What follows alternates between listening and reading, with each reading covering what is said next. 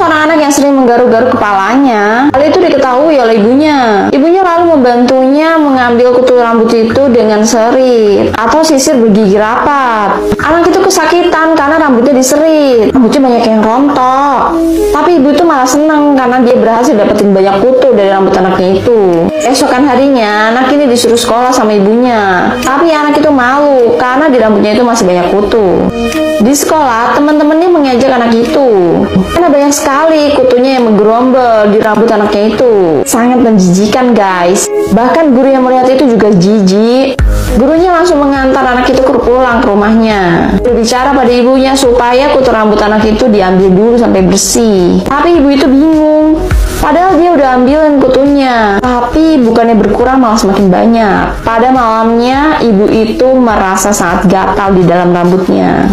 Dan ternyata ibu itu tertular, guys. Di rambut ibunya terlihat banyak kutu, dan kutu itu masuk ke dalam kulit kepalanya. Keesokan harinya, ibu dan anak itu terlihat sangat pucat. Betapa anehnya anak ini bilang kalau dia pengen berangkat sekolah. Dia pengen nularin ke semua temennya kutu yang dia miliki. Guru dan teman-temannya melihat itu sangat takut dan jijik, takut tertular sama anak itu. Anak itu dengan sengaja melepas hijabnya dan dilemparkan ke teman-teman sekolahnya, membuat seisi kelas gempar sampai akhirnya mereka semua kutuan, guys. Ada seorang gadis yang lagi kecapean tuh, guys. Dia pengen tidur, tapi dia males buat matiin lampu kamarnya. Ya udah deh, dia tidur aja. Tapi anehnya, guys, lampunya mulai berkedap-kedip. Dia takut buat buka matanya.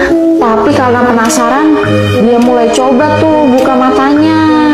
Ternyata ada wanita yang melayang-layang, guys. Serem. Wanita itu pakai baju hitam. Dia gelengin kepalanya.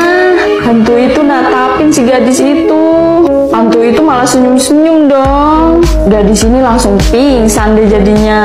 Terus keesokan harinya dia baru bisa bangun deh. Sampai esok hari tiba, dia baru bangun tuh. Ada seorang wanita yang habis pulang kerja. Terus dia dengar ada suara gemetak-gemetak di dalam dapur. Dia kira ada pencuri masuk tuh. Langsung dia ambil tongkat golf yang ada di lemari sepatunya. Buat jaga-jaga dia mengendap-endap dan melihat ke dapurnya. Ternyata ada seorang wanita tua. Dia bergelantungan di lemari dapurnya. Wajahnya sangat hitam. Wanita itu sangat marah. Dia mengacak-acak rumah. Dia banyak memecahkan banyak barang. Wanita ini langsung telepon polisi dong. Tapi setelah dia lihat lagi, nenek itu udah nggak ada, guys. Besokan harinya, dia tahu kalau nenek itu udah meninggal. Dia dikasih tahu sama tetangganya kalau nenek itu sebulan yang lalu udah meninggal. Wanita itu langsung terkejut dong. Dia takut. Dia langsung pindah tuh dari apartemennya.